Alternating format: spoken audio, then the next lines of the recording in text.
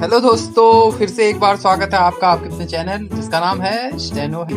तो दोस्तों, आज हम आपके सामने लेके आए हैं 80 वर्ड पर मिनट का डिक्टेशन जो होगा 10 मिनट के लिए। बोले तो 800 वर्ड का हम यहाँ पर डिक्टेशन बोलेंगे और यही जो हम सीरीज है उसको हम कंटिन्यू रखेंगे कुछ टाइम के लिए। सेम डिक्टेशन 100 वर्ड पर मिनट का भी हम बोलेंगे 10 मिनट के लिए, वो होगा सुबह। तो दो डिक्टेशन हो गए, एक 80 वर्ड पर मिनट का और एक हो गया 100 वर्ड पर मिनट का, जो होंगे सुबह और शाम। तो स्टार्ट करते हैं। और डिक्टेशन शुरू करने से पहले आप सभी लोगों से जो हमारे चैनल पे नए आए हैं वो कर लें सब्सक्राइब, और जो हमारे पुराने दोस्त हैं वो इसे शेयर और लाइक करना ना भूलें। तो अपना डिक्टेशन स्टार्ट करते हैं हम ठीक 3 सेकंड में।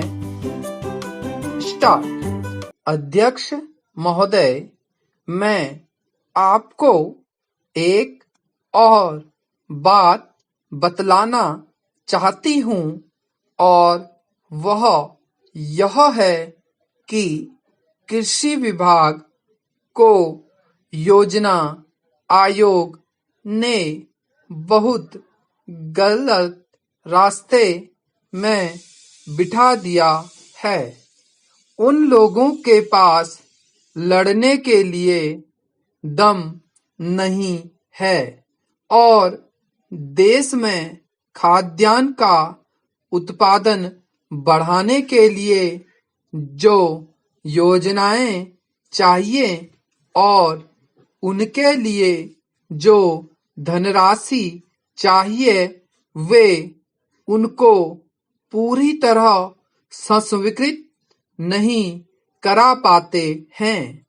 कृषि विभाग तो जमीन की तरह आधार होता है और उसी पर देश के लिए पर्याप्त अन्न पैदा करने का महान भार है। इसीलिए यह बहुत आवश्यक है कि अधिक अन्न उपजाने के मार्ग में जो भी आवश्यक कदम यह विभाग उठाना चाहे उसमें किसी तरह की रुकावट ना हो। बहुत सी हड़तालें हो सकती हैं, मजदूर काम से बरी हो सकते हैं, लेकिन किसी भी हालत में वे खाने से बरी नहीं हो सकते। अब हम देखते हैं कि मिलों और कारखानों में हड़तालें हो जाती हैं, छुट्टी हो जाती है, तो आम काम के दिनों की अपेक्षा लोग उन दिनों में ज्यादा खाना खाते हैं, ज्यादा दावतें करते हैं। आज यह हमारे लिए सर्वाधिक महत्व का विषय है कि हमारा अन्न का उत्पादन उस गति से बढ़े ताकि हम अपनी खपत से अधिक उत्पादन कर उसका निर्यात कर सकें। सरकार तथा इस मंत्रालय के लिए यह समस्या एक बड़ा सिरदर्द पैदा कर रही है। हर एक विभाग में बड़े बड़े अधिकारी बैठे हैं और हजारों रुपए के बड़े बड़े वेतन ले रहे हैं, लेकिन मुझे दुख के साथ कहना पड़ता है कि उनका दिमाग कार्यालय की मिसिलों और कागजों में लगा रहता है। इस विभाग का काम बहुत ही महत्वपूर्ण है। प्राकृतिक कोप के कारण जो समय समय पर हमारी फसलों को नुकसान होता है, इससे भी अपनी फसलों की रक्षा करने के लिए आवश्यक कदम उठाना इसके जिम्मे है। आज मेरे पास लखनऊ से कुछ लोग आए थे और वे लोग बोल रहे थे कि यहाँ दिल्ली में इस अवसर पर ठंडी हवा चल रही है और आप यहाँ दरवाजे बंद करके बैठे हैं, आराम से लेटे हैं, लेकिन हमारी तो जान खतरे में है। वहां ओले गिर रहे हैं और हमारी गेहूं की फसल खतरे में है। अब यह इस विभाग का काम है कि चूंकि हवा में पानी ज्यादा होता है, इसलिए फसल के बचाव के लिए उस पर नियंत्रण किया जाए, जिससे फसल की हानि ना हो।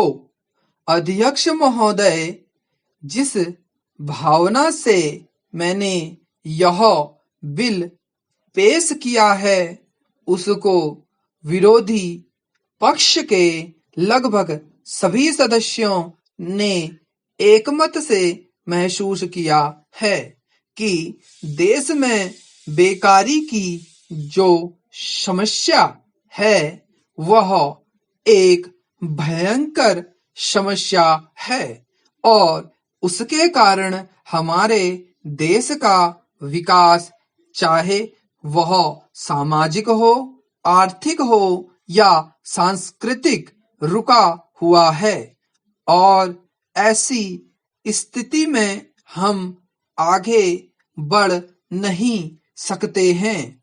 इसी प्रकार से परिस्थिति का निर्माण हम पिछले 54 वर्षों से देख रहे हैं। मंत्री महोदय ने यहाँ पर अभी कहा कि राष्ट्रपति इस काम को नहीं कर सकते हैं क्योंकि वह उनके अधिकार के बाहर है। आप राज्यों में राज्यपाल शासन स्थापित करते हैं। जब यह देखते हैं कि किसी राज्य में वहां की व्यवस्था, वहां का विकास ठीक नहीं हो रहा है, जब किसी राज्य में गड़बड़ी फैल रही हो, विकास का काम समाप्त हो गया हो और जिम्मेदारी से लोग काम ना करते हों, तो वहां पर राज्यपाल शासन स्थापित किया जाता है। ऐसे बहुत से उदाहरण हमारे देश में मौजूद हैं।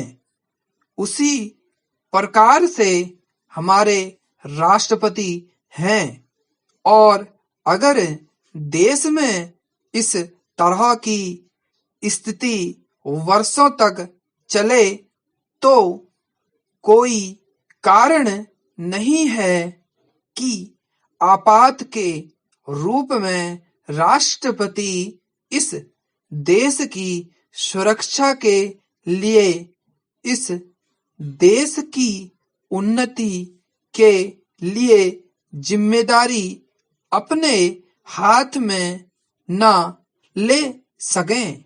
हमारे भाइयों ने बहुत से उदाहरण दिए हैं कि राज्यों में संयुक्त सरकारें नहीं चली, लेकिन उसके पीछे राजनीतिक हथकंडे थे। अगर कोई राजनीतिक पार्टी जिम्मेदारी से काम नहीं करती तो विधान में यह स्पष्ट है कि राष्ट्रपति शासन अपने हाथ में लें। मैं एक उदाहरण देता हूँ। संविधान में आदिवासी हरिजनों के उत्थान के लिए प्रण किया गया था कि 10 वर्ष में उनकी सामाजिक तथा आर्थिक स्थिति को सुधार देंगे, लेकिन यह सरकार उसमें भी असफल रही। उसको एक बार 10 वर्ष के लिए बढ़ाया गया और दोबारा फिर 10 वर्ष के लिए बढ़ाया गया। इसी तरह से उसको बढ़ाते जा रहे हैं, लेकिन उनकी आर्थिक और सामाजिक उन्नति आप नहीं कर पाए हैं। इस काम से सरकार बिल्कुल असफल हुई है।